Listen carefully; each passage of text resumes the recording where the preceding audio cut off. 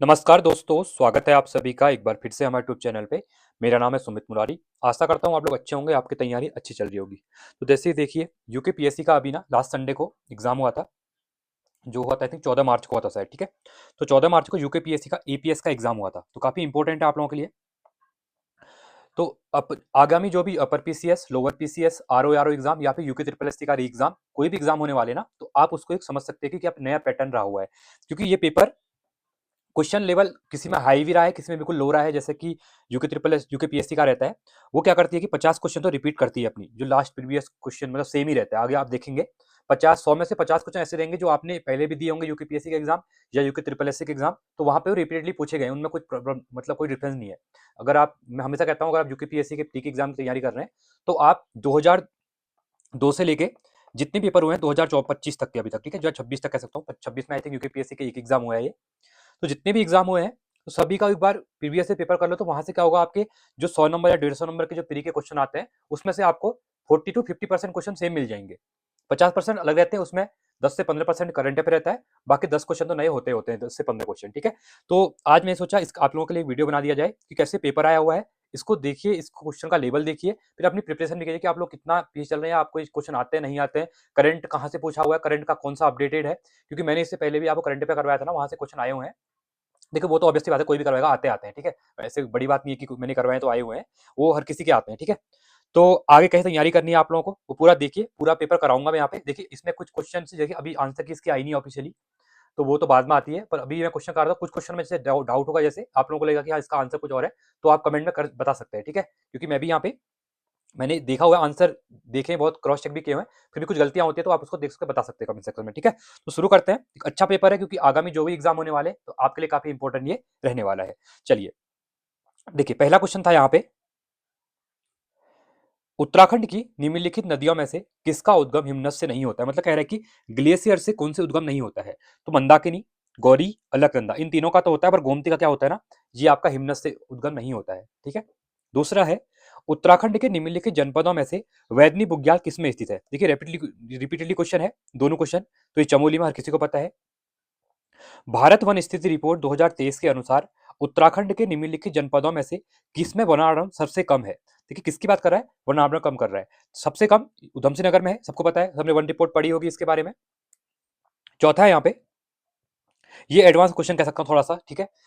टिहरी संसदीय निर्वाचन क्षेत्र के संबंध में निम्नलिखित कथनों पर विचार करना है। पहला बोला है, सन 1952 के आम चुनाव में राज परिवार से कमलेंद्र शाह ने निर्दलीय प्रत्याशी के रूप में चुना रहा था। बिल्कुल सही है आपका ये। टिहरी की जनता में राजशाही समाप्त हो जाने पर भी राज परिवार के सदस्यों के प्रति विश्वास बना रहा। देखिए विश्वास बना भी रहा था, नहीं भी बना था, तो इसको हम क्या करेंगे, इसको हम गलत लेके चलेंगे, मतलब इसको हम सही लेके चलेंगे, ठीक है। क्योंकि कहीं विश्वास था, कुछ नहीं भी था। कमलेंद्र शाह कांग्रेस पार्टी के प्रत्याशी कृष्ण सिंह से पराजित हुई थी, नहीं ये गलत हो जाएगा, क्योंकि कांग्रेस तो ये खुद ही थी, हाँ ठीक है, गलत हो जाएगा आपका। तो 1 2 हो जाएगा सही, बिल्कुल सही आपका, ए एंड बी, ठीक है, मतलब ए आपका राइट हो जाएगा, फर्स्ट एंड सेकंड। आगे बढ़ते हैं। पांचवा है, भारत छोड़ो आंदोलन के दौरान कुमाऊं के निम्न में से कौन से क्षेत्र अत्यधिक सक्रिय थे। किसके लिए, भारत छोड़ो आंदोलन जो हुआ था। तो सल्ट था, देघाट था और खुमार था। तो देखिए अब कोटाबाग नैनीताल में आता है, ये इतना एक्टिव नहीं था। मजेड़ा भी ये इतना एक्टिव नहीं था। तो तीनों एक्टिव थे, तो 1 2 3 होगा आपका। तो ये गलत, ये भी गलत, ये भी गलत। तो ऑप्शन नंबर डी आपका बिल्कुल यहाँ पे राइट होने वाला है, ठीक है। चलिए छठा है, भारत की जनगणना 2011 के अनुसार उत्तराखंड के निम्नलिखित जनपदों में से किसमें नगरीय लिंगानुपात न्यूनतम है। देखिए ये क्वेश्चन थोड़ा डीपली पूछा हुआ है। अब यहाँ पे पूछा क्या गया है कि देखा जाए तो, अगर हम परीक्षावाणी में दिया है, जनसंख्या चैप्टर दिया, वहां पे आप देखते हैं, तो इसमें ना नगरीय लिंगानुपात पूछ लिया है। देखिए इसका अगर हम आंसर देखें, अब इसमें ऑप्शन जो दिया है, पौड़ी दिया है, पिथौरागढ़ दिया है, अल्मोड़ा और उत्तरकाशी दिया है, ठीक है। तो इसको हम आंसर की में क्या है, इसको अभी हम उत्तरकाशी लेके चलेंगे, क्योंकि एक चीज आप देख सकते हैं, लिंगानुपात अगर कम है तो नगरी ऑब्वियस सी बात है, नगरी में ये कम ही होगा यहाँ पे, क्योंकि अल्मोड़ा का ज्यादा है, 1100 के आसपास है, पौड़ी का भी 11, पिथौरागढ़ सबसे कम उत्तरकाशी का है, ठीक है। तो न्यूनतम ही पूछा है, तो नगरी की बात करें तो ऑब्वियस सी बात है, हम उत्तरकाशी को ही टिक करेंगे यहाँ पे, ठीक है, क्योंकि यहीं पे ओवरऑल कम है, तो नगरी भी कम ही होगा यहाँ पे, ठीक है। तो ऑप्शन नंबर डी रहेगा। सातवां है, कदुखाल से सुरकंडा देवी मंदिर तक का रज्जू मार्ग से रोपवे स्थल उत्तराखंड के निम्नलिखित जनपदों में से किस में स्थित है। अब सबसे पहली बात आपको ही पता होना चाहिए, सुरकंडा देवी मंदिर कहाँ है और कदुकाल ये कहाँ पर है, ठीक है। ये काफी अच्छा बना हुआ है, ये आपका टिहरी गढ़वाल में है, तो ऑप्शन नंबर बी बिल्कुल आपका यहाँ पे राइट होने वाला है। आगे बढ़ते हैं। आठवां क्वेश्चन है, 1994 के उत्तराखंड जन आंदोलन की शुरुआत निम्नलिखित में से किस स्थान से हुई थी? तो ये हुई थी आपकी पौड़ी से। कहां से हुई थी? पौड़ी से हुई थी। ठीक है, ऑप्शन नंबर ए रहेगा। काफी अच्छे क्वेश्चन पूछे हैं इस बार। ठीक है, यूपीपीएससी ने अपना थोड़ा हल्का सा मतलब पैटर्न ठीक है। देखिए क्वेश्चन वही है वन लाइनर फॉर्म में ही, बट थोड़ा इनका क्या है मतलब थोड़ा डीपली क्वेश्चन पूछना शुरू कर दिया है यहाँ पे। ठीक है, तो आगामी आप upper PCS, lower PCS, RO या एसआई की तैयारी कर रहे हैं तो आप थोड़ा इन क्वेश्चनों को देख के आइडिया लगा सकते हैं आपको कितना और यहाँ पे पढ़ना है करके। 9वां है, उत्तराखंड में अंग्रेज शिक्षा कब प्रारंभ हुई थी? देखिए ये क्वेश्चन ऐसे है ना जो रिपीट मतलब बहुत बार रिपीट होते हैं यूपीपीएससी में। फिर से कह रहा हूँ, यहाँ पे 100 क्वेश्चन जो पूछे हैं ना, इसमें तो 50 क्वेश्चन ऐसे हैं जो कि रिपीट क्वेश्चन यूपीपीएससी के। ठीक है, और यूके ट्रिपल एससी के लिए भी इंपॉर्टेंट है, यहाँ से री एग्जाम में क्वेश्चन आ सकते हैं, क्या पता यहाँ से यूके ट्रिपल एससी थोड़ा कॉपी करे क्वेश्चन को। चलिए 9वां है, तो 9वां का हो जाएगा अंग्रेज शिक्षा की जो शुरुआत होती है ये कब होती है? ये 1840 में होती है। ऑप्शन नंबर डी हो जाएगा। 10वां है, निम्नलिखित में से कौन सा परंपरागत आभूषण नहीं है? अब देखिए ये आपको सब नए लग रहे होंगे। ठीक है, इस बार थोड़ा सा क्या है, कल्चर वाले में थोड़ा डीपली पूछा है। खगवाली, लाबी, वेणी फूल या फिर गुरवाली? तो जहां तक मुझे इसका आंसर लग रहा है, इसका आंसर होना चाहिए आपका नीचे लाबी होना चाहिए। ठीक है, तो लाबी होना चाहिए आपको। बाकी अब देखिए आप लोगों को पता है तो आप कमेंट करिए, बाकी इसका ऑफिशियल आंसर क्या है कि तो पता चलेगा। ठीक है, मुझे जहां तक लग रहा है इसका लाबी होगा। 11वां है, किस परमार शासक ने तिब्बत पर 3 बार आक्रमण किया? रिपीटेड क्वेश्चन है। महिपत शाह, बिल्कुल ऑप्शन नंबर ए आपका राइट हो जाएगा। निम्नलिखित में से किसने टिहरी में हिबेट संस्कृत पाठशाला की स्थापना की थी? ये भी रिपीटली क्वेश्चन है आपका। कीर्ति शाह, ऑप्शन नंबर सी हो जाएगा। सबसे इंपॉर्टेंट क्वेश्चन, यूके पीएससी का फेवरेट क्वेश्चन कह सकते हैं, जैसे यूके ट्रिपल एससी का हाउस ऑफ, जैसे हिमाद्री इंपोर्टेंट क्वेश्चन है, हमेशा क्वेश्चन पूछता है फेवरेट क्वेश्चन, तो ऐसे ही आपका यूकेपीएससी का रम्माण उत्सव, यहाँ से हमेशा हर पेपर में क्वेश्चन आता है। ठीक है, तो ये कह रहा है कि रम्माण उत्सव किस स्थान पर मनाया जाता है? तो सेलुंग सेलुंग दुंगड़ा गांव जो है वहां बनता है। ऑप्शन नंबर ए बिल्कुल इसका राइट हो जाएगा। 14वां है, उत्तराखंड की किस जनजाति में परंपरागत पंचायत को खुमरी के नाम से जाना जाता है? ये भी रिपीट क्वेश्चन है आपका। ठीक है, तो इंपॉर्टेंट क्वेश्चन है आपका, ये हो जाएगा ऑप्शन नंबर बी, जौनसारी। 15वां क्वेश्चन है, निम्नलिखित कथनों पर विचार कीजिए। कथन एक दिया हुआ है, कुमाऊं परिषद की स्थापना 1916 में हुई थी। बिल्कुल सही है, क्योंकि कुमाऊं कांग्रेस जो हुई थी 1912 में बनी थी। ठीक है, तो उसी का नाम है। अगला है, भारत में सॉरी सेकंड है इसमें, बाद में इसका भारतीय राष्ट्रीय कांग्रेस में विलय कर दिया गया था। हाँ बिल्कुल सही है, 1926 में इसका विलय कर दिया जाता है। तो दोनों यहाँ पे सही दिए हुए हैं। ठीक है, तो ऑप्शन नंबर सी बिल्कुल आपका यहाँ पे राइट हो जाएगा। 16वां है, उत्तराखंड पंचायती राज अधिनियम किस वर्ष अस्तित्व में आया था? ये भी इंपोर्टेंट क्वेश्चन है। ठीक है, तो ये 4 अप्रैल 2016 को आया था अस्तित्व में। ठीक है, इंपॉर्टेंट है आपका, तो ऑप्शन नंबर ए बिल्कुल यहाँ पे राइट दिया हुआ है। ये भी रिपीट क्वेश्चन है। ठीक है, चलिए 17वां क्वेश्चन है यहाँ पे, ऐपड़ कला में प्रयुक्त होने वाला सफेद पदार्थ बिस्वार। देखिए जो ऐपड़ कला बनती है ना, जैसे नीचे गिरु लगाते हैं लाल कलर का या पेंट लगाते हैं आजकल, तो इसके बाद इसमें जो फूल वगैरह बनाए जाते हैं इस टाइप से। ठीक है, तो व्हाइट अभी मैं ये नहीं कह रहा हूँ कि अभी के टाइम पे नहीं कह रहा हूँ, तो यहाँ पे ऐपड़ की बात चली। अभी ऐपड़ कला तो क्या हो रहा है, लोग क्या कर रहे हैं, लाल पेंट कर रहे हैं उसमें, फिर व्हाइट पेंट से फूल बना रहे हैं। वो नहीं, जो पुराना है, अगर आप गांव के अंदर देखते हैं जो मिट्टी के घर होते हैं वहां पे क्या करते हैं, अभी भी गेरू लगाते हैं। ठीक है, लाल मिट्टी जो होती है उसके ऊपर से जो व्हाइट कलर से जो चीजें बनाते हैं इसमें। ठीक है, जैसे लक्ष्मी पौ चित्र वगैरह बनाएंगे, थापा चित्र वगैरह बनाते हैं, उसके लिए बिस्वार होता है। बिस्वार मतलब आटा जो होता है, वो आटे को पीछे पानी मिलाते हैं उसमें, तो वो चावल का बनता है। ठीक है, तो इसको याद रखना। तो ऐपड़ कला, बहुत से लोग कहेंगे सर इसमें तो बिस्वार क्या है करके, क्योंकि अभी मॉडर्न जो लोग हैं, ठीक है, जो देख रहे हैं कि लाल पेंट और व्हाइट पेंट देख रहे हैं, तो उनको बता दूं कि जो मेन है ऐपड़ कला, वो पहले मिट्टी जो गेरू होता है लाल मिट्टी, उसके ऊपर से जो आपका व्हाइट बिस्वार, जो व्हाइट चावल का आटा होता है, उसको फूल बनाते हैं। ठीक है, तो वो चावल का बनता है बिस्वार। ठीक है, ये बिस्वार क्या होता है, एक बिस्वार ये भी होता है, इसी आटे को ना जब दाल वगैरह पतली होती है तो गाढ़ी करने के लिए मिलाते हैं, उसको बिस्वारी कहते हैं। ठीक है, दो क्वेश्चन यहाँ से आपके लिए बन गए हैं। चलिए 18वां है, भारत सरकार द्वारा उत्तराखंड की किस जनजाति को आदिम जनजाति का दर्जा मिला है? ठीक है, ये वनरावत राजी जो है आपकी पिथौरागढ़ में है, सबसे कम जन है, 500 के आसपास इनकी जनसंख्या है अभी। तो ऑप्शन नंबर सी बिल्कुल आपका राइट यहाँ पे हो जाएगा। ठीक है, आगे बढ़ते हैं अगले क्वेश्चन की तरफ। 19वां क्वेश्चन है, निम्नलिखित में से कौन गांधी जी के साथ दांडी यात्रा में सम्मिलित हुए थे? देखिए उत्तराखंड से 3 लोग शामिल हुए थे यहाँ पे, तो बद्रीदत्त पांडे, ठीक है, ये अब गलत हो जाएगा। भैरव धुलिया, देखिए यहाँ पे ना कंफ्यूज नहीं होना है, भैरव धुलिया लिखा है ना, भैरव जोशी जी थे।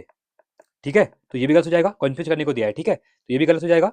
कौन सम्मिलित थे बोला है, तो अगला है ज्योतिराम कांडवाल, बिल्कुल सही है आपका ये, और विक्टर मोहन गलत हो जाएगा। ठीक है, तो 3 लोग थे, भैरव जोशी जी थे, ज्योतिराम कांडपाल जी थे, एक आपके जो नेपाली थे उनको बताना आपको। ठीक है, उनका नाम बताना आपको, उनका नाम क्या था करके। ठीक है, चलिए ऑप्शन नंबर सी हो जाएगा 19 का।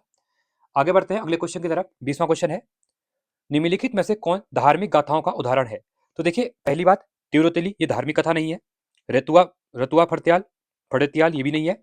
हाँ, जो गंगनाथ है ना, ये क्या है, एक धार्मिक गाथा है ये सब कह सकते हैं कि प्रेम चीजें वो वाली हैं, ठीक है। बट यहाँ पे जो धार्मिक गाथा में आता है वो गंगनाथ देवता आते हैं, ठीक है। गंगनाथ देवता को पूजा भी जाता है, ठीक है। आई थिंक अल्मोड़ा के आसपास भी पूजा जाता है, और ये चंपावत के आसपास भी गंगनाथ की पूजा वगैरह की जाती है, मतलब पूजा जाती है यहाँ पे, हुड़के बजाए जाते हैं, ठीक है। मतलब वो आपकी जो जागा टाइप लगती है, देवता लोग अवतरित होते हैं इसमें, ठीक है। तो ऑप्शन नंबर बी हो जाएगा यहाँ पे।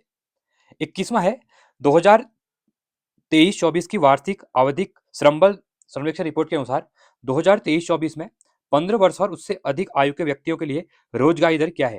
देखिए ये काफी इंपॉर्टेंट है, ये न्यूज़पेपर वगैरह में अब जब देख रहे होंगे तो न्यूज़पेपर इसलिए कहता हूँ बार बार पढ़िए, क्योंकि उसमें यहाँ ऐसे डेटा दिए होते हैं, तो इनके कहीं नोट्स बना लो, जैसे डेली बेसिस पे मॉर्निंग में मैं क्या करता हूँ टेलीग्राम पे डालता हूँ जो इंपॉर्टेंट न्यूज होती है, तो आप उनको कहीं ना कहीं नोट कर लो साइड में, ठीक है, क्योंकि ये करंट अफेयर के लिए कहीं ना कहीं से बन जाते हैं आपके। तो यहाँ पे थोड़ा डीप क्वेश्चन कह सकता हूँ मैं, क्योंकि इतना डेटा याद होता नहीं है, बट ये करना पड़ेगा आजकल के, ठीक है। आजकल क्वेश्चन ऐसे पूछे आ रहे हैं। तो ये था 3.2%। अगला है यहाँ पे, भारत का 2030 तक नवीनीकरणीय ऊर्जा क्षमता हासिल करने का लक्ष्य क्या है। तो ये है आपका 500 गीगावाट है, ठीक है। ये भी इंपॉर्टेंट है, ऑप्शन नंबर बी यहाँ पे बिल्कुल राइट है आपका। 23वां क्वेश्चन है, उत्तराखंड में गांवों की सीमाओं की रक्षा के लिए किस देवता की पूजा की जाती है। काफी इंपॉर्टेंट है। देखिए जो गांव की सीमाएं होती है ना, तो वहां पे कहीं ना कहीं आप लोगों के गांव में भी एक मंदिर होगा, भूमिया देवता का मंदिर, ठीक है। तो भूमिया मतलब जो भूमि है उसके देवता है वो, ठीक है, भूमि के रक्षा करते हैं उस देवता की, ठीक है। तो ये हो जाएगा आपका ऑप्शन नंबर ए हो जाएगा, भूमिया देवता। 24वां है, अकबर के शासनकाल में सरकार कुमाऊं किस सूबे का अंग था। ये काफी इंपॉर्टेंट क्वेश्चन है, ठीक है, थोड़ा डीप क्वेश्चन पूछा हुआ है इस बार।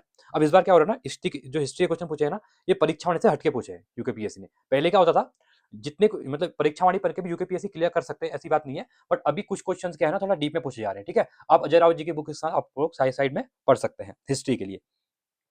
तो जहां तक इसका आंसर है, मुझे लग रहा है कि दिल्ली इसका आंसर रहेगा, यूकेपीएससी का आंसर किया आगे तो पता चलेगा, जहां तो मुझे लग रहा है ये दिल्ली का सूबे का अंग था करके, ठीक है। चलिए आगे बढ़ते हैं।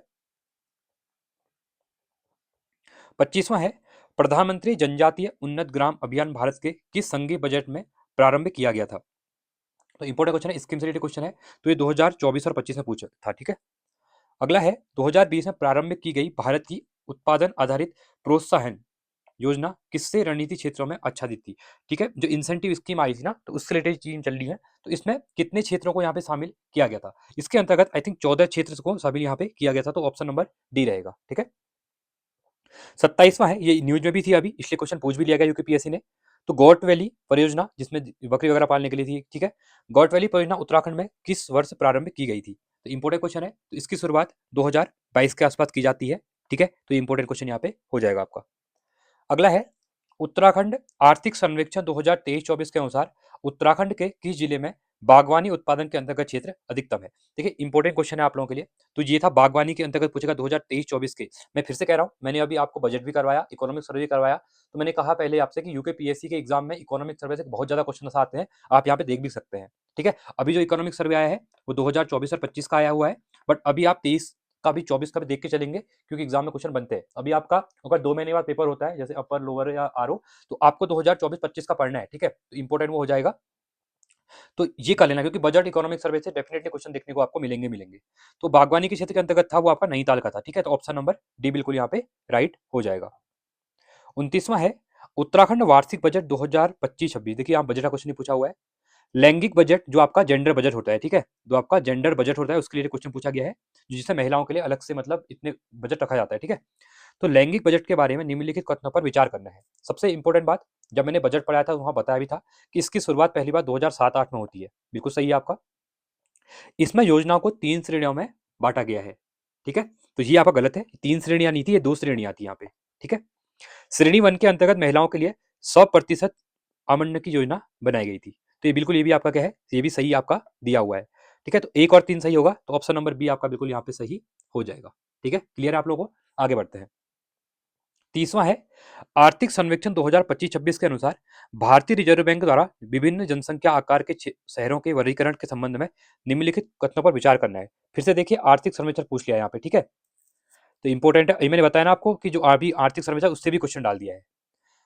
अब ये उत्तराखंड का नहीं है, ये इंडिया का है, ठीक है। तो ये आपका फरवरी फर्स्ट वीक में आ गया था, तो इसका मतलब मार्च में एग्जाम है, तो देखिए बजट और से क्वेश्चन आएंगे, इसलिए पढ़ लेना इसको, ठीक है। उत्तराखंड का तो पढ़ना ही पढ़ना है, बट आपको जो नेशनल बजट और इकोनॉमिक सर्वे आता है वो भी आपको पढ़ना है। शहरों को 6 टियर के अंतर्गत, मतलब कि बिल्कुल सही है, 6 टियर में यहाँ विरुद्ध किया गया है। इसमें अलग अलग, जैसे टियर 1 है ना, टियर 1 के अंतर्गत क्या किया है, 1 लाख से अधिक रखा गया है यहाँ पे, ठीक है। तो टीयर 1 के शहरों का तात्पर्य 1 लाख से अधिक जनसंख्या। हाँ, बिल्कुल सही है, ये भी आपका सही दिया हुआ है। जो ठेर टायर है, तो सेकंड में क्या है, 99,000 से कम रखा गया है, इस टाइप से ऐसे कम करते-करते जो आपका 6 टायर है, ठीक है, वहाँ पे 5 या से ज़्यादा लोगों को रखा गया है इस टाइप से, ठीक है। तो दोनों सही दिए हुए हैं, तो ऑप्शन नंबर सी बिल्कुल यहाँ पे राइट हो जाएगा। आगे बढ़ते हैं, अगला क्वेश्चन है, आर्थिक सर्वेक्षण 2024-25 के अनुसार वर्ष 2022-23 में भारत की कितनी प्रतिशत जनसंख्या के पास राशन कार्ड की सुविधा थी? अब देखिए, जो नया अब इकोनॉमिक सर्वे होता क्या है, सरकार अपनी अचीवमेंट गिनाती है कि हमने लास्ट फाइनेंशियल में इतनी चीजें अचीव कर ली, इतनी चीजें बना दी हैं, तो वो आप क्या कह रहे हैं, इकोनॉमिक। तो ये सरकार वही कह रही है, 2025-26 में इनने बोला कि जो 2022 और 23 में भारत की जनसंख्या थी ना, उसका हमने यहाँ पे 84% जनसंख्या के बाद राशन कार्ड हमने प्रोवाइड यहाँ पे कर दिया था करके ये यहाँ पे बोला गया है, ठीक है। आई होप आपको चीजें क्लियर हो रही होंगी यहाँ पे। आगे बढ़ेंगे अगले क्वेश्चन की तरफ। अब देखिए, यहाँ पे कुछ रीजनिंग के क्वेश्चन है, अब इन क्वेश्चनों को मैं यहाँ पे करा नहीं रहा हूँ, ठीक है, क्योंकि वीडियो लंबी हो जाएगी, ये तो आपके लिए समझाने के लिए है। मैं इन क्वेश्चनों को अलग से कराऊंगा जब रीजनिंग के क्वेश्चन कराऊंगा, ठीक है। करना क्या था, पहले क्वेश्चन में यहाँ पे आपको इन ऑप्शन को रख के चीज देखना है कि यहाँ पे हम क्या वैल्यू रखें जिससे कि हमें ये डेटा मिले, और बी माइनस ए बराबर बोला है कि क्या आना चाहिए, ठीक है। ये आप कर लेना, इसका आंसर आई थिंक 1 के आसपास आएगा, देख लेना, ठीक है, क्योंकि मैं अभी यहाँ पे नहीं करवा रहा हूँ। अब ये जो सिंपल क्वेश्चन है, ये तो आपका यूकेपीएससी ने पहले ही पूछा था, रिपीटेड क्वेश्चन है। बोला गया कि कप्तानों और सैनिकों में 1200 लोगों का एक समूह है, तो मतलब 1200 लोगों का टोटल समूह है बोल रहा है, और एक रेलगाड़ी में यात्रा कर रहे हैं वो लोग। प्रत्येक 15 सैनिकों पर कह रहा है एक कप्तान है, मतलब 15 सैनिकों पर एक कप्तान है, मतलब कितने लोग गए, एक जो और जोड़ दो, 15 सैनिक है, एक कप्तान है, मतलब एक 16 लोग हैं यहाँ पे, ठीक है। तो कुछ नहीं करना, अगर आप 1200/16 करते हैं ना, तो इससे आप आंसर निकालेंगे तो आपका मिल जाएगा, ठीक है। तो इसका इससे आंसर मिल जाएगा आपका, तो इसको आप अगर कट करते हैं तो इसका राइट ऑप्शन वो मिलेगा आपको 75 के आसपास मिलने वाला है, ठीक है। चलिए आगे बढ़ते हैं। अब ये सीटिंग वाला है, दाएं बाएं बैठने वाला, ठीक है, इसका आंसर कर लेना। इसका आंसर जो भी आएगा आप देखना, ठीक है, मैं यहाँ पे नहीं कर रहा हूँ क्योंकि वीडियो लंबी हो जाएगी, रीजनिंग नहीं करवा रहा हूँ मैं यहाँ पे। चलिए 35वां है, आर्थिक सर्वेक्षण 2025-26 के अनुसार भारत के ऊर्जा तथा जलवायु क्षेत्र के बारे में निम्नलिखित कथनों पर विचार कीजिए। पहला कह रहा है, भारत ने गैर जीवाश्म ईंधन स्रोतों से ऊर्जा उत्पादन की 50% की स्थापित क्षमता के लक्ष्य को पार कर लिया है। तो बिल्कुल ये आपका क्या है, ये आपका बिल्कुल सही दिया हुआ है, ये बिल्कुल सही है, ठीक है। सेकंड है, भारत का प्रति व्यक्ति कार्बन उत्सर्जन वैश्विक स्तर से कम है, ये बिल्कुल आपका सही है। तो दोनों सही दिए हुए हैं, तो ऑप्शन नंबर सी बिल्कुल यहाँ पे राइट हो जाएगा, ठीक है। ये भी रीजनिंग का क्वेश्चन है, इसका आंसर आप लोग कर लेंगे। चलिए आगे बढ़ेंगे, ये भी रीजनिंग का क्वेश्चन है, इसको भी आप लोग कर लेंगे। ये इसमें भी कुछ नहीं करना है आपको, खाली यहाँ पे देखना है कि कौन सी वैल्यू आएगी, ठीक है, इसको सेटिस्फाई करना है इसको, ठीक है। चलिए अगला है, ये भी रीजनिंग का क्वेश्चन है, इसको आप देखें ना। आई थिंक इसमें भी आपको बताना है कि यहाँ पे क्या आएगा करके, ठीक है। तो इन सबको ऐड कर लेना एक बार, या इनका स्क्वायर कर लेना। स्क्वायर देखिए, 3 का स्क्वायर दिया है, ये 8 का दिया हुआ है, ये 4 का दिया हुआ है, ये 2 का दिया हुआ है। अगर हम इन सबको जोड़ते हैं तो 4 2 6, 6 14, 14 3 17, तो भैया 17 आया है। मतलब इन सबका स्क्वायर करके आपको यहाँ पे क्या करना है, आंसर निकालना है। तो ये 6 हो जाएगा, ये 2 हो जाएगा, ये 9 हो जाएगा, ये 5 हो जाएगा, ठीक है। तो 9 2 11, 11 5 16, 16 6 22, तो आंसर नंबर डी आएगा आई थिंक, ठीक है। तो कर लेना ऐसे ही, रीजनिंग नहीं करवा रहा हूँ अब मैं क्वेश्चन। ये आपका 5 वाला, इसको भी कर लेना आप लोग, ये वाला भी कर लेना। चलिए 42वां कह रहा है, आई थिंक, ठीक है, समझ और साझा भावना के आधार पर मदद के लिए कार्रवाई करना किस एक से संबंधित है। आई थिंक यहाँ पे एथिक्स का क्वेश्चन है, ठीक है। ये एथिक्स का क्वेश्चन है, क्योंकि इसमें एथिक्स भी था सिलेबस में, ठीक है। तो ये आपके लिए इंपॉर्टेंट है नहीं, बट एक बार देख लो इनका बता दें। ये कह रहा है कि समझ और भावना के आधार पर मदद के लिए कार्रवाई करना किस एक से संबंधित है। गुरुपरक पुनरानुभूति, संज्ञात्मक पुनरानुभूति, भावनात्मक और कानूनिक पुनरानुभूति। तो इसका आंसर आएगा आपका ऑप्शन नंबर डी आएगा, ठीक है, इंपॉर्टेंट है। आगे बढ़ते हैं यहाँ पे। चलिए अगला कह रहा है, सूचियों का मिलान करना है, संप्रत्यय और लेखक दिए हुए हैं, ठीक है। तो पहला, अगर प्राकृतिक नियम सिद्धांत की अगर मैं बात करता हूं, तो ये दिया था थॉमस एक्विनास ने दिया था, तो पहले का तो बिल्कुल सही दिया हुआ है, ए हो जाएगा। उपनियोगीवाद का उपयोगितावाद का जो सिद्धांत है, जे बैथन ने दिया था, ये सेकंड भी सही दिया हुआ है यहाँ पे।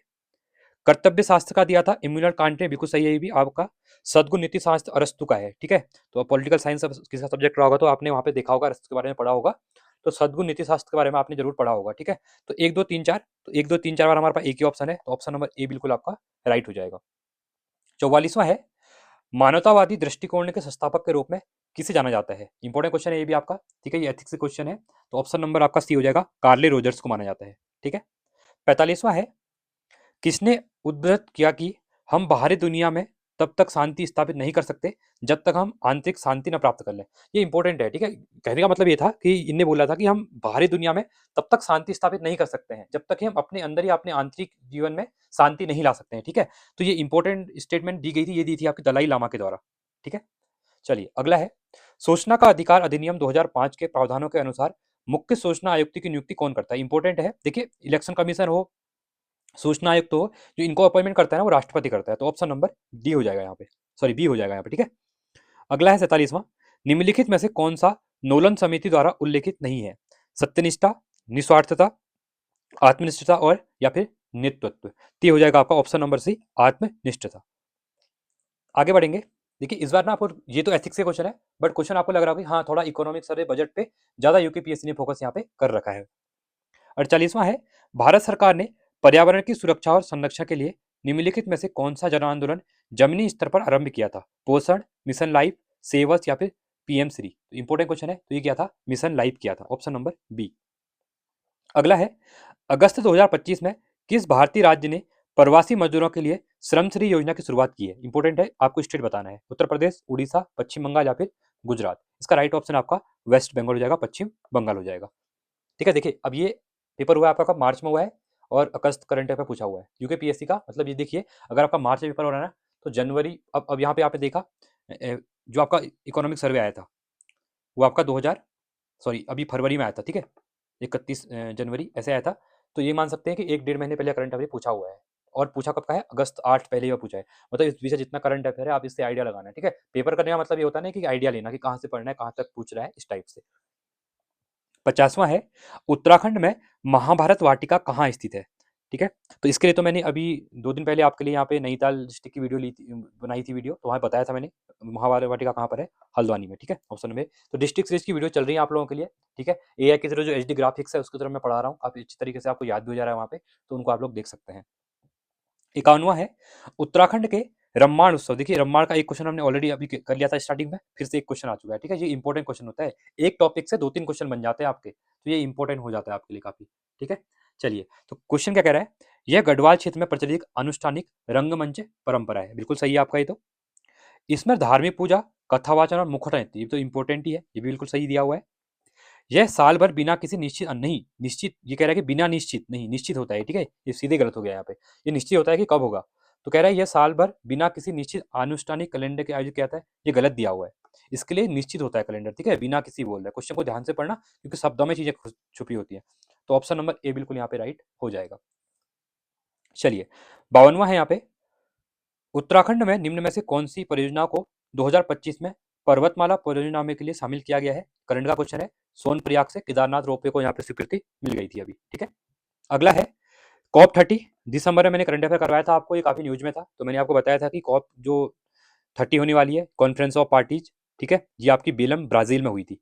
तो ऑप्शन नंबर ए बिल्कुल राइट होने वाला है, ठीक है। ये मतलब नवंबर दिसंबर करंट अफेयर है ये वाला, ठीक है। ये बता के जो चलूंगा क्योंकि आपको करंट अफेयर पढ़ना कितना है। देखिए अगस्त का करंट अफेयर भी था इसमें, और अभी एक क्वेश्चन आगे आएगा आपका उत्तराखंड करंट अफेयर का भी, वो आपका धराली वाला जो आपदा हुई थी अप्रैल अगस्त में, तो वही पूछी गई है, ठीक है। तो मतलब अगस्त जुलाई से करंट अफेयर पूछा हुआ है अभी आपका फरवरी तक का, फरवरी स्टार्टिंग तक का। चलिए, 54वां है, वर्ष 2025 में UNESCO memory of the world register में कौन सी भारतीय पांडुलिपि को शामिल किया गया है? देखिए यहाँ पे दो चीजें थी, एक तो आपका नाट्य शास्त्र था, ठीक है, एक आपका नाट्य शास्त्र को शामिल किया गया था, एक आपका भगवत भगवत गीता को, ठीक है। तो अब यहाँ पे ऑप्शन में दिया हुआ है आपका, हाँ ये दिया, ऑप्शन नंबर ए में दिया है भगवत गीता, एक आपका नाट्य शास्त्र हो गया, ठीक है। दोनों को याद रखना, कुछ भी पूछ सकता है। इस बार भगवत गीता पूछ लिया तो अगली बार दोनों को भी डाल सकता है या फिर नाट्य शास्त्र को दे देगा। तो ऑप्शन नंबर ए बिल्कुल आपका यहाँ पे राइट हो जाएगा, ठीक है। आगे बढ़ते हैं। 55वां है, भारत सरकार द्वारा वित्तीय वर्ष 2025-26 के दौरान 15वें वित्त आयोग द्वारा प्रदत्त अनुदान के रूप में उत्तराखंड की पंचायती राज संस्थाओं को निर्गत अनुदान की ठीक ठीक राशि क्या है? देखिए ये आपका कह सकते हैं ना, स्किप कर सकते थे क्योंकि इतना डीप में आप नहीं पढ़ा होता है, ठीक है। अभी कितनी राशि और कितना कहाँ से पैसा आ रहा है ये इतना डिटेल में नहीं पड़ता है कोई भी। तो इसका जो राइट ऑप्शन था वो था आपका 94.23 करोड़ रुपए, 236 करोड़ रुपए यहाँ पे दिए गए थे, ठीक है। ऑप्शन नंबर बी यहाँ पे बिल्कुल राइट हो जाएगा आपका। आगे बढ़ते हैं। 56वां है, निम्नलिखित युग्मों में से कौन सी सही सुमेलित नहीं है? अब यहाँ पे कुछ साइंस से क्वेश्चन है।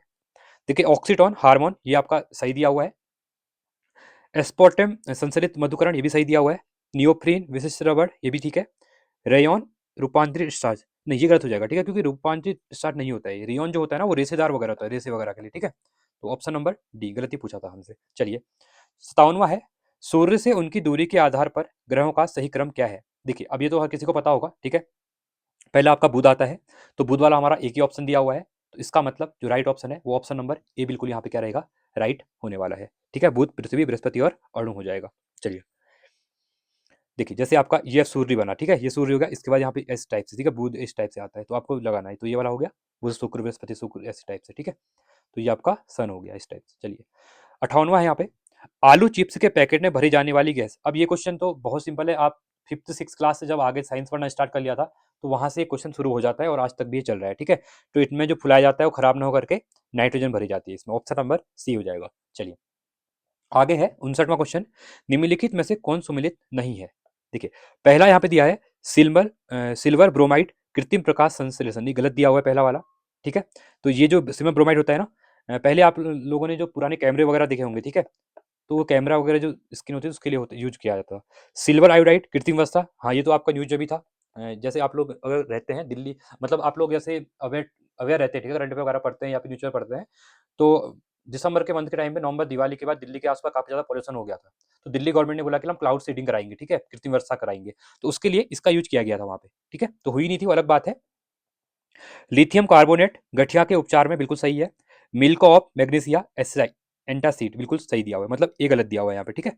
चलिए 60वां क्वेश्चन है, उत्तराखंड सरकार द्वारा शुरू की गई नंदा गौरा योजना का उद्देश्य क्या है। बिल्कुल इंपॉर्टेंट क्वेश्चन है आपके लिए। नंदा गौरा योजना के दोनों को मर्ज किया गया था कब, 2018 में इनको मर्ज कर दिया गया था।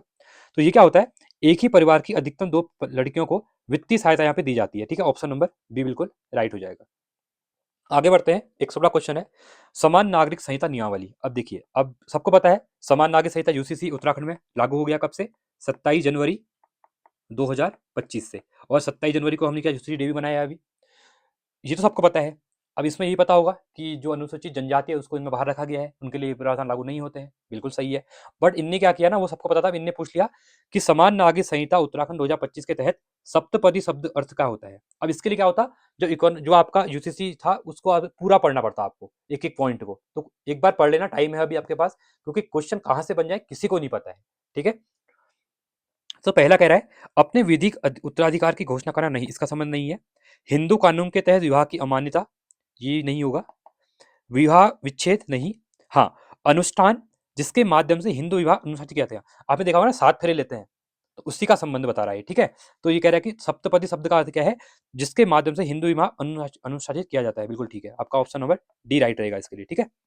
चलिए देखिए क्वेश्चन ना थोड़े कह सकता हूँ कि थोड़ा डीपी, पेपर तो थोड़ा हाई लेवल का था, ठीक है, अपर सचिव का पीजी सचिव का एग्जाम का तो बनना ही था, बट यूकेपीएससी के पेपर ऐसे रहेंगे आगे। अब 62वां क्वेश्चन है, इंटरनेट को माध्यम बनाकर किसी को परेशान करने, निगरानी रखने या धमकी देने के कृत्य को कहा जाता है। इंपॉर्टेंट है, ये कंप्यूटर से क्वेश्चन है। देखिए आप लोग क्या कहते हैं ना, किसी को स्टॉक करते हैं ना, कहते हैं ना स्टॉकिंग की जा रही है उसके साथ मुझे स्टॉक किया गया, जैसे बहुत सी लड़कियां कहती है कि वो लड़का मुझे स्टॉक कर रहा है, तो उसी को कहा जाता है। निगरानी रखना, उसको धमकी देना, तो उसको कहना है साइबर स्टॉकिंग कहा जाता है, ठीक है, ऑप्शन नंबर बी हो जाएगा। चलिए 63वां है, एक प्रकार का मेलवेयर जो उपयोगकर्ता की फाइलों को इनक्रिप्ट करता है और डिस्क्रिप्शन कुंजी के लिए भुगतान की मांग करता है, उसे क्या कहते हैं। स्पाईवेयर, एडवेयर, रैंसमवेयर, बिल्कुल सही है, ये मैंने करवाया भी था अभी, इससे पहले जीएस से क्वेश्चन करवाए थे मैंने, वहां पे क्वेश्चन करवाया भी था मैंने, ठीक है। रैंसमवेयर कहा जाता है इसको। 64वां क्वेश्चन है, इंपॉर्टेंट है आपके लिए, यहाँ पे कह रहा है कि एक वायरस जो हर बार निष्पादन पर अपना सिग्नेचर बदलता है उसे क्या कहा जाता है। इंपॉर्टेंट क्वेश्चन है, इसको कहते हैं आपका पॉलीमार्फिक वायरस कहते हैं, ठीक है, मॉर्फिक वायरस कहते हैं, पॉलीमॉर्फिक वायरस कहा जाता है इसको।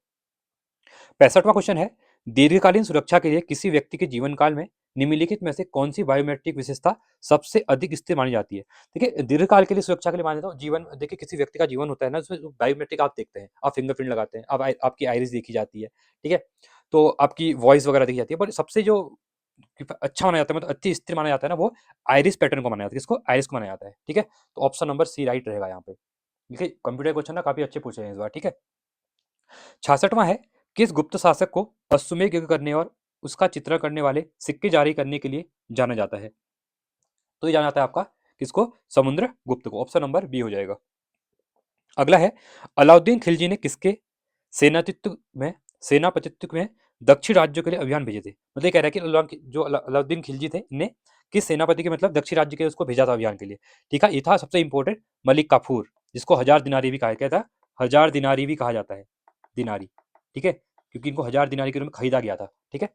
चलिए ऑप्शन नंबर ए हो जाएगा। 68वां है, माउंट आबू में नेमिनाथ के जैन मंदिर का निर्माण कौन था। देखिए माउंट आबू है कहाँ, ये राजस्थान में है।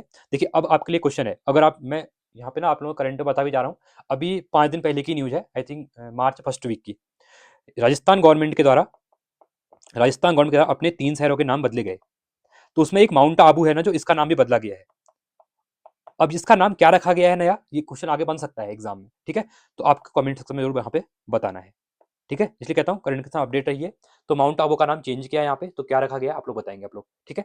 तो क्वेश्चन कह रहा है कि माउंट आबू में नेमिनाथ के जैन मंदिर का निर्माता कौन है करके, ठीक है। तो इंपॉर्टेंट ये है वास्तुपाल और तेजपाल, ऑप्शन नंबर सी हो जाएगा। 69वां क्वेश्चन है मानव हृदय में कौन सा कक्ष फेफड़ों से ऑक्सीजन युक्त रक्त प्राप्त करता है, तो ये होता है बायां अलिंद, ठीक है। ऑप्शन नंबर बी यहाँ पे राइट हो जाएगा। 70वां है निम्नलिखित में से किससे एकल कोशिका प्रोटीन प्राप्त होती है, ठीक है। देखिए ये क्वेश्चन जो साइंस के है ना, ये आते हैं यूकेपीएससी में, ऑलमोस्ट 7-8 क्वेश्चन रहते हैं, ठीक है। आप कोई भी एग्जाम देंगे साइंस का क्वेश्चन यहाँ पे रहता है। तो कह रहा है कि एकल कोशिका प्रोटीन प्राप्त होती है, ये होती है स्पाइरुलाइन के द्वारा, ठीक है, स्पाइरुलाइना के द्वारा। चलिए आगे बढ़ते हैं। 71वां है 1880 के दशक की शुरुआत में आर्य महिला समाज की स्थापना किसने की थी, तो ये भी इंपॉर्टेंट क्वेश्चन है, ठीक है। इसकी स्थापना की थी पंडिता रमाबाई के द्वारा, ऑप्शन नंबर बी हो जाएगा। 72वां है निम्नलिखित घटनाओं को कालाक्रमिक क्रम में व्यवस्थित करें और नीचे दिए गए कुछ सही उत्तर का चुनाव करें। देखिए सबसे पहले साइमन कमीशन की नियुक्ति जो होती है 1927 में होती है, ठीक है। डांडी मार्च 1930 की बात है ये। लाहौर कांग्रेस का अधिवेशन में पूर्ण स्वराज की बात चल रही थी, ठीक है। ये आपका 1929 में हुआ था। नेहरू रिपोर्ट ये आती है 1927-28 के आसपास ही आती है, ठीक है। बट सबसे पहले साइमन कमीशन की नियुक्ति होती है, फिर नेहरू रिपोर्ट आती है, ठीक है। तो आपका राइट ऑप्शन रहेगा, पहला आपका 1 रहेगा, फिर आपका 4th रहेगा, ठीक है, फिर आपका यहाँ पे 3rd रहेगा, इसके बाद आपका 2nd रहेगा। तो 1 4 3 2, ठीक है। तो 1 4 3 2 दिया है, ऑप्शन नंबर डी में दिया हुआ है, तो इसका मतलब ऑप्शन नंबर डी आपका यहाँ पे राइट रहने वाला है, ठीक है। चलिए 73वां है सतमाला पहाड़ियों निम्नलिखित में से किस राज्य में स्थित है, तो सतमाला पहाड़ियां ये है महाराष्ट्र में, ऑप्शन नंबर डी हो जाएगा। आगे बढ़ते हैं। भारतीय संसद द्वारा वन्यजीव संरक्षण अधिनियम, ये सबको पता होगा जिसको आप लोग बार बार पढ़ते हैं, वाइल्ड लाइफ, ठीक है। वाइल्ड लाइफ वाला जो एक्ट है वो संरक्षण वन्यजीव कब आया था, 1972 में आया था। तो 1970 तो कहीं पे दिया है, हाँ ऑप्शन नंबर बी में दिया हुआ है। देखिए वाइल्ड लाइफ प्रोटेक्शन एक्ट, आपका वाटर एक्ट, आपका जो एलिफेंट एक्ट है 2002 वाला, जितने भी ये एक्ट है ना इनको पढ़ लेना, यूकेपीएससी के हर पेपर में प्री एग्जाम हो कोई भी हो, ये एक क्वेश्चन डेफिनेटली आता है यहाँ पे, ठीक है। घड़ियाल संरक्षण वाला जो एक्ट था वो कब आया था, ठीक है। टाइगर वाला 73 वाला वो पढ़ लेना, ये 6-7 ही है, एक बार देख लोगे तो कहीं ना कहीं वहां पे एग्जाम में दिख जाते हैं, ठीक है। तो वाइल्ड लाइफ वाला जो था आपका वो 1972 था, जिसको वन्यजीव संरक्षण अधिनियम कहते हैं। 75 है निम्नलिखित में से कौन सा देश भारत के साथ सबसे लंबी अंतर्राष्ट्रीय सीमा साझा करता है, देखिए ये पुलिस के एग्जाम में पूछा गया यूके ट्रिपल एस ने, ठीक है। उसके बाद इससे पहले एक पेपर और आया था, वहां भी पूछा गया था, आई थिंक वीडियो के एग्जाम पूछा गया था, फिर यहाँ पे पूछ लिया है। ये क्वेश्चन रिपीटेडली क्वेश्चन पूछे जाते हैं, ठीक है। यूकेपीएससी का एक पैटर्न रहता है, अपने 50 क्वेश्चन रिपीट करता ही करता है 100 में से। तो यहाँ पे देखिए जो सबसे ज्यादा है वो बांग्लादेश के साथ साझा करता है, कितना 4096 किलोमीटर के आसपास, ठीक है। तो ऑप्शन नंबर ए हो जाएगा। 76 है हुमायूं के मकबरे का वास्तुकार निम्नलिखित में से कौन था, तो मिरक मिर्जा गियास, ठीक है, कौन थे। तो देखिए ये क्वेश्चन पूछते हैं, ठीक है। तो ये हो जाएगा ऑप्शन नंबर ए। तो हुमायूं टॉम है कहाँ पे, ये आपका दिल्ली में है। प्रोटोटाइप ऑफ ताजमहल भी कहते हैं, प्रोटोटाइप ऑफ ताजमहल इसको कहा जाता है, ठीक है। काफी अच्छी जगह है, कभी आप लोग दिल्ली जाएंगे तो विजिट करना है यहाँ पे। 77 है 1777 में एक व्यापक हिंदुस्तान का नक्शा बनाने में किस ब्रिटिश प्रशासक का नाम जुड़ा है, अगर नहीं आता है तो स्किप कर सकते थे एग्जाम में, क्योंकि कुछ क्वेश्चन स्किप करने पड़ते हैं क्योंकि ये बहुत डीप क्वेश्चन होते हैं, ठीक है। पर इसका आंसर जो सर्च किया मैंने तो इसका राइट ऑप्शन है आपका जेम्स रेनिल के द्वारा, ऑप्शन नंबर बी हो जाएगा, ठीक है। चलिए 78 है भारत ने निम्नलिखित में से किस वर्ष में अपनी राष्ट्रीय कृषि नीति का प्रारंभ किया था, देखिए भारत में जो कृषि नीति आई थी ना वो आई थी 2000 के आसपास, ऑप्शन नंबर ए बिल्कुल राइट है। 79 है निम्नलिखित में से कौन सा राज्य कच्चे रेशम का सबसे बड़ा उत्पादक है, तो ये मिलेगा आपको कर्नाटका, ठीक है। चलिए अगला है 80वां भारत की जनगणना 2011 के अनुसार निम्नलिखित में से किस राज्य की कुल जनसंख्या में अनुसूचित जाति, ध्यान देना अनुसूचित जाति की जनसंख्या का प्रतिशत, देखिए प्रतिशत की बात कर रहा है, ठीक है। जनसंख्या कहाँ पे अधिक है वो नहीं कह रहा है, प्रतिशत में कौन सबसे ज्यादा कह रहा है, तो ये आपका पंजाब है, बिल्कुल राइट, ऑप्शन नंबर ए हो जाएगा। और एक चीज ये भी है पंजाब में ना कोई भी अनुसूचित जनजाति नहीं है, ठीक है, याद रखना। यहाँ पे अनुसूचित जाति पूछी थी, यहाँ पे एससी की बात चल रही है, ठीक है। चलिए प्रतिशत में सबसे ज्यादा कहाँ पर है, पंजाब में है। अगला है 81वां धराली मैं भीषण भूस्खलन मलबा प्रवाह वर्ष 2025। देखिए मैंने अभी आप थोड़ी देर पहले आपसे बताया था कि यहाँ पे आई थिंक इससे पहले मैंने आपको दिखाया था यहाँ पे कि ऐसे क्वेश्चन मतलब अगस्त के करंट अफेयर आए करके, ठीक है। ये देखिए यहाँ पे मैंने बताया था आपको जो भी पढ़ा रहा था कि करंट अफेयर अगस्त का करंट अफेयर पूछा जा रहा है करके। तो यहाँ पे आप देख सकते हैं, तो धराली में जो आपदा आई थी, यहाँ पे देखिए इन्हें डेट नहीं दी हुई है। ये आई थी आपको डेट भी याद होनी चाहिए, 5 अगस्त 2025 को आई थी, ठीक है। तो ये इंपॉर्टेंट है, ऑप्शन नंबर डी बिल्कुल राइट हो जाएगा। 82 है, उत्तराखंड राज्य उत्तराखंड राज्य आपदा प्रबंधन प्राधिकरण की स्थापना किस वर्ष हुई थी। देखिए अगर उत्तराखंड राज्य आपदा प्रबंधन इसकी बात करते हैं ना, तो इसकी जो हुई थी वो हुई थी आपदा प्राधिकरण की स्थापना 2007 में हुई थी, ठीक है। ऑप्शन नंबर सी हो जाएगा। अगला है, भारतीय संविधान का कौन सा संशोधन अधिनियम नगर पालिकाओं से संबंधित है। देखिए दो चीजें हैं, अगर पंचायती की बात करता तो ये आपका होता 73rd 1992 के आसपास। अगला इनने पूछा है जो कि आपका क्या था, 11वीं अनुसूची में इसको ऐड किया गया था। फिर 12वीं अनुसूची के लिए बात करूं मैं, जो आपका नगर पालिका था, म्यूनसिपालिटी वाला, वो था आपका 74th 1992 का ही था वो भी, ठीक है। इसके बाद क्या हुआ था कि जो पंचायत और नगर पालिका इनको संविधान दर्जा दे दिया गया था, ठीक है। ये तो बहुत बार पूछा जाता है, सिंपल था। अब यहाँ पे हमको पूछा था कि नगर पालिका वाला, तो ध्यान से देखना ये आपका 74 था। अगर ये पंचायती पूछता तो 73 में टिक करते। क्लियर है। 84 है, निम्नलिखित में से कौन सी सबसे बड़ी मीठे पानी की झील है। तो मीठे पानी की झील है वुलर झील। अब वुलर झील है कहां पर है, कौन से राज्य में, ये आप लोग बताएंगे। ऑप्शन नंबर 20 का राइट है। कुमाऊं हिमालय, देखिए ये क्वेश्चन भी बहुत बार रिपीटली यूकेपीएससी का फेवरेट क्वेश्चन मान सकते हैं। देखिए एक आपका कश्मीर हिमालय आता है, फिर आपका कुमाऊं हिमालय आता है।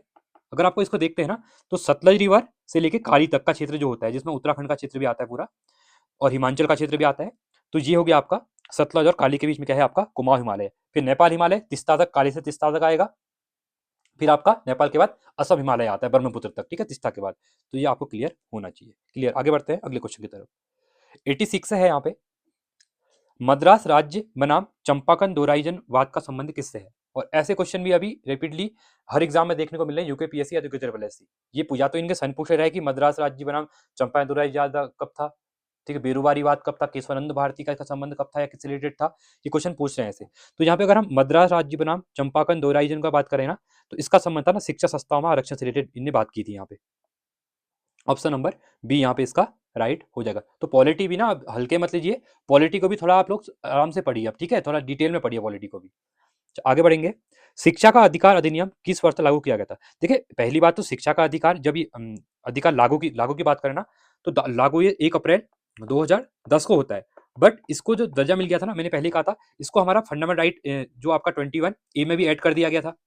ये 2002 में पास हो गया था, पर लागू आपका होता है 2010 से होता है, ठीक है। तो ऑप्शन नंबर बी यहाँ पे राइट हो जाएगा। जहाँ पे 6 से 14 साल तक के बच्चों को क्या कर दिया था, यहाँ पे एलिमेंट्री एजुकेशन की बात कर ली थी कि अनिवार्य हो गया है, और फंडामेंटल राइट बना दिया था, कोई बच्चा इसका फंडामेंटल राइट है कि उसको स्कूल जाना ही जाना है इतना, ठीक है। चलिए आगे बढ़ते हैं। निम्नलिखित में से कौन सा संविधान संशोधन विधेयक भारत में लोकसभा व राज्य विधानसभाओं के साथ एक साथ चुनाव कराने से संबंधित है। तो रिसेंटली एक साल पहले से न्यूज में चल रहा था, सरकार ने बोला कि हम जो लोकसभा है और राज्य विधानसभा है, मतलब पूरे देश में एक ही साथ इलेक्शन कराएंगे, खर्चा बहुत आ रहा है और यहाँ वहाँ ड्यूटियां लगती हैं, जितने प्रशासन के लोग हैं इनको लगाना पड़ता है, जितने आईएएस ऑफिसर होते हैं इनके, मतलब बहुत पूरे साल भरी क्या होते हैं इलेक्शन में लग जाते हैं, आज यहाँ इलेक्शन है कल वहाँ इलेक्शन है। अभी जैसे देखिए असम में इलेक्शन होने वाले हैं, वेस्ट बंगाल में, तमिलनाडु में, फिर अगले साल उत्तराखंड में इलेक्शन हो जाएंगे, पंजाब में इलेक्शन हो जाएंगे, आपका हिमाचल में इलेक्शन हो जाएंगे। तो ये क्या होता है, बहुत खर्चा भी होता है, ठीक है इसमें। तो सरकार ने सोचा कि इन इलेक्शनों को हम एक साथ ही करवाते हैं। सरकार की मंशा इसके ऊपर क्या है वो हमें नहीं पता है, मतलब समझने वाले समझ चुके हैं कि एक साथ इलेक्शन, बट बहुत सी चीजें होती हैं। तो ये बात चली थी, और एक कौन से बिल में ऐसी बात विधेयक था जो इसके ऊपर बात चल रही थी करके, ठीक है। तो इसके लिए इंपॉर्टेंट क्वेश्चन था, सरकार ने 129वां संविधान संशोधन विधेयक लेके आए कि हम लोकसभा और राज्य विधानसभा के एक साथ इलेक्शन यहाँ पे करवाते करके, ठीक है। ऑप्शन नंबर बी हो जाएगा। 89 है यहाँ पे, राष्ट्रीय पिछड़ा वर्ग आयोग को संवैधानिक दर्जा देने के लिए 102वें संविधान संशोधन अधिनियम द्वारा संविधान में कौन सा अनुच्छेद जोड़े गए। इंपॉर्टेंट क्वेश्चन है, ठीक है। देखिए पॉलिटिक है ना, अच्छे क्वेश्चन पूछे गए हैं। तो ये था 330 बी और 342 ए आर्टिकल है, ठीक है। ये आर्टिकल ऐड करे हुए हैं, अनुच्छेद होते हैं जो आपके। संघीय कार्यपालिका में शामिल कौन होते हैं। देखिए कार्यपालिका के अंदर संघी है जो, ठीक है, तो संघ की बात कर रहा है, केंद्र की बात कर रहा है। संघीय कार्यपालिका में एक राष्ट्रपति होते हैं, उपराष्ट्रपति होते हैं, प्रधानमंत्री, मंत्रिपरिषद और भारत के जो अटॉर्नी जनरल होते हैं ना, वो सब इसमें शामिल होते हैं, ठीक है। तो ऑप्शन नंबर डी हो जाएगा। अगला है, इनमें से कौन सा संशोधन अधिनियम भूतपूर्व देशी रियासतों के शासकों के प्रीवी पर्स की समाप्ति। देखिए अब ये बहुत से लोग पता नहीं होगा प्रीवी पर्स क्या था। देखिए भारत में ना पहले क्या थे, रजवाड़े थे, देसी रजवाड़े, राजा रजवाड़े थे, तो वो पहले भारत में शामिल नहीं होते। 1947 जब सरदार पटेल इनको इकट्ठा कर रहे थे, मतलब पूरे देश हम यूनाइट हो रहा था हमारा, ठीक है। तो ये राज्य नहीं हुए, इनके लिए क्या किया, मतलब उस टाइम पे ये प्रावधान था कि आप लोग वहाँ पेंशन देंगे, ठीक है, पेंशन देंगे। इनके लिए एक एडिशनल चीजें थी, बहुत सी चीजें थी, मतलब इनको बहुत से यहाँ पे फंड मिलता था, मतलब सुविधाएं बहुत ज्यादा थी। तो अब क्या होता है, 1971 में भारत के पास फंड था नहीं वैसे भी, हमारे वॉर पाकिस्तान के साथ, कभी वॉर, कभी चाइना के साथ 10 साल पहले वॉर हो चुकी थी 62 के आसपास। पर यहाँ पे इंदिरा गांधी के द्वारा क्या किया गया, बहुत बार ना यहाँ पे प्रधानमंत्री पूछता है, ठीक है, कि किस प्रधानमंत्री के द्वारा इसको खत्म किया गया था, प्रीवी पर्स के बारे में।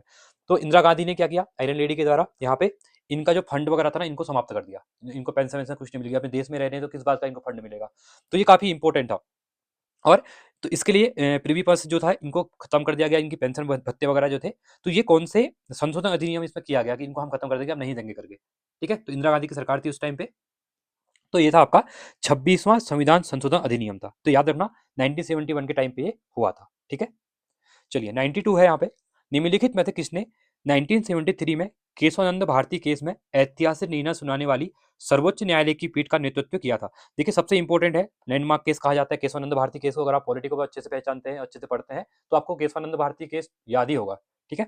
तो न्यायमूर्ति एस एम सीकरी जो थे ना, वो फाइनल डिसीजन बताने वाले थे। ये लार्ज यहाँ पे सबसे बड़ी बेंच बैठी थी केशवानंद भारती केस में, ठीक है। तो ये भी याद रखना आपको। तो ऑप्शन नंबर ए बिल्कुल आपका यहाँ पे राइट हो जाएगा, ठीक है। चलिए आगे बढ़ते हैं। उत्तराखंड में निम्नलिखित में से किस उत्पाद के लिए भौगोलिक संकेतक जीआई टैग प्राप्त किया है रिसेंटली? तो ये तेज पत्ता के लिए, ठीक है, ऑप्शन नंबर बी हो जाएगा। अगला है कत्यूर घाटी निम्नलिखित में से किस जलागम में स्थित है? टॉन्स में, पिंडर में, सरयू में, या फिर गोमती में? तो जो कत्यूर घाटी है ना, वो आपकी गोमती में है। ऑप्शन नंबर डी यहाँ पे राइट होने वाला है आपका, ठीक है। चलिए 95 है, उत्तराखंड के झिरोली क्षेत्र के लिए निम्नलिखित में से झिरोली क्षेत्र निम्नलिखित में से कौन सा खनिज पाया जाता है? झिरोली क्षेत्र में देखिए, झिरोली सबसे इंपॉर्टेंट आपका अगर मैं बताऊं तो ये मैग्नेसाइट के, देखिए होने को और भी चीजें मिलती है यहाँ पे, बट जो मेन है फेमस है वो मैग्नेसाइट के लिए है। एक आप झिरोली, एक आपका पिथौरागढ़ का क्या है, चंडाक, ठीक है, चंडाक मंदिर भी है वहां पे, और ये चंडाक क्षेत्र, सॉरी चंडाक क्षेत्र, ठीक है। ये फेमस है किसके लिए, मैग्नेसाइट के लिए। तो ऑप्शन नंबर बी बिल्कुल यहाँ पे राइट हो जाएगा आपका। अगला क्वेश्चन है यहाँ पे, ये भी आपका रिपीटेडली क्वेश्चन है यूकेपीएससी के। पाटलिदून निम्नलिखित में से किस राष्ट्रीय उद्यान में स्थित है? आई थिंक ये क्वेश्चन वीडियो के पेपर में पूछा गया था, ठीक है। तो ये आपका कॉर्बेट राष्ट्रीय उद्यान के बीच, ऑप्शन नंबर सी हो जाएगा। अगला है 97, उत्तराखंड की सबसे लंबी नदी कौन सी है? बेसिक क्वेश्चन है, काली सबसे बड़ी रिवर है यहाँ पे। अगला है चौगरखा नस्ल उत्तराखंड के निम्नलिखित में से किस पशुधन से संबंधित है? ये क्वेश्चन अभी काफी ज्यादा न्यूज में था, जहां भी आपने करंट में पढ़ा होगा यूट्यूब से, तो वहां पे आपने ये क्वेश्चन जरूर देखा होगा, ठीक है। तो पौड़ी के अंतर्गत, ठीक है, चौगरखा जो नस्ल की बकरी है, ये बकरी है, ठीक है, क्या है, बकरी है। तो इसके संरक्षण की बात चल रही है, ठीक है। तो ये काफी इंपॉर्टेंट है यहाँ पे, इसको याद रखना आप लोग। आगे बढ़ते हैं। 99 है, भारत के संविधान की छठी अनुसूची में निम्नलिखित में से कौन सा राज्य शामिल नहीं है? देखिए सिंपल है, मैंने पहले कहा था एटीएम स्क्वायर, एटीएम में मनी नहीं है।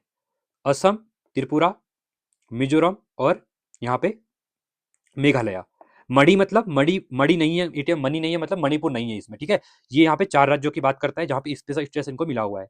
देखिए असम तो है, मैंने बताया, ए से असम, टी से त्रिपुरा, एम से मेघालय और एम से मिजोरम, बट मणि नहीं है, मणिपुर नहीं है, मणि नहीं है, ठीक है, एटीएम में। तो सिक्किम, तो सिक्किम नहीं है। देखिए अब यहाँ पे वो तो था नहीं मणिपुर, सिक्किम दिया था, तो ऑब्वियसली बात है सिक्किम इसमें नहीं है शामिल, ठीक है। बट आपको ये एटीएम स्क्वायर याद रखना है, एटीएम स्क्वायर मनी नहीं है, एटीएम में स्क्वायर मनी नहीं है, ऐसे भी याद कर लो, ठीक है। मणि मतलब, मणि का कहने का मतलब है मणिपुर नहीं है इसमें शामिल। चलिए आगे देखते हैं। लास्ट क्वेश्चन हमारा, किस संविधान संशोधन अधिनियम द्वारा लोकसभा और राज्य विधानसभाओं में अनुसूचित जातियों और अनुसूचित जनजातियों के लिए आरक्षण को 2030 तक 10 वर्षों के लिए बढ़ाया जाता है? देखिए हर 10 साल में क्या होता है, यहाँ पे आरक्षण की सीमा, जो आरक्षण चल रहा है ना अभी, इसको बढ़ाया जाता है। तो अभी जो 10 साल के लिए 2030 तक बढ़ाया हुआ है, वो आपका 104वां संविधान संशोधन विधेयक जो हुआ था आपका 2020 के आसपास, उसमें बढ़ाया था। अब ऐसे ही अभी देखिए 2030 के बाद फिर बढ़ाया जाएगा, नहीं बढ़ाया जाएगा अलग बात है, बढ़ाया भी जाएगा 10 साल के लिए। तो यहाँ पे वो अलग संशोधन होगा। अब कितने संशोधन होते हैं 10 साल के बीच में, 2026 चल रहा है, अभी 106 के आसपास हो चुके हैं, अब कितने होते हैं आगे देखने पड़ेंगे, ठीक है। तो आई होप चीजें क्लियर हुई होंगी। पेपर का पैटर्न आपने समझ लिया है, 100 क्वेश्चन कैसे आए थे, अपनी तैयारी आपकी कितने पीछे चल रही है, कितने आगे आप लोग चल रहे हैं, इस पेपर को देखने से आइडिया मिल गया होगा, क्योंकि यूकेपीएससी का लेटेस्ट पेपर है, ठीक है। इसके बाद आगे जो यूकेपीएससी के एग्जाम होंगे, तो आपके लिए एक रामबाण होने वाला है कि हाँ इस टाइप से हम चीजें पढ़ सकते हैं। पॉलिटी के क्वेश्चन काफी अच्छे पूछे गए थे, उत्तराखंड तो बेसिक ही थी यहाँ पे, हाँ कुछ हिस्ट्री क्वेश्चन थोड़ा डिफिकल्ट ही कह सकता हूं मैं, बट पॉलिटी के क्वेश्चन काफी अच्छे पूछे हैं, मतलब जो बेसिकली आते हैं, पर आपको थोड़ा डिटेल में चीजें पढ़नी पड़ेंगी क्योंकि कुछ केसेस वगैरह भी यहाँ पे पूछे जा रहे हैं और काफी अच्छा पेपर यहाँ पे यूकेपीएससी ने यहाँ पे बनाया था। ठीक है, तो आई वो आपको चीजें क्लियर होंगी। कोई डाउट है तो आप कमेंट कर सकते हैं, किसी क्वेश्चन में आपको लग रहा है कि हाँ डाउट है तो कमेंट करिए कौन सा सही है, बाकी इसकी जो आंसर ऑफिशियल आंसर की आएगी तो हम उसका एक बार मैच कर लेंगे। तो आज के लिए इतना ही रखते हैं। Thanks for watching. जय हिंद, वंदे मातरम।